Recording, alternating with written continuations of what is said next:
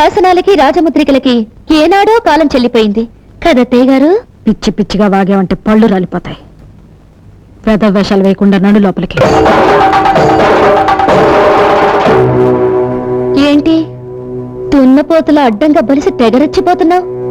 కొట్టానంటే దవడ పగిలిపోతా. ఈ కొడుకులాగా నన్ను గుప్పెట్లో పెట్టుకుందాం అనుకున్నావా? చెయ్యి నొరికి చేతిలో పెడతాను. మావయ్య గారిలాగా నన్ను చీకటి కొట్లో పడేద్దాం అనుకుంటున్నావా? కిరసనాయిల్ పోసి తగలబెట్టేస్తాను. తల్లో పూలు, నుదుట బొట్టు, రంగురంగుల చీరలు, చేతికి గాజులు, ఈ వేళ నీకు ఇవన్నీ ఉన్నాయంటే దానికి కారణం ఈయన, నీ ఆయన.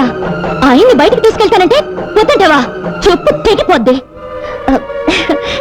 నేను తిట్టగలను అత్తయ్య గారు, కానీ తిట్టను.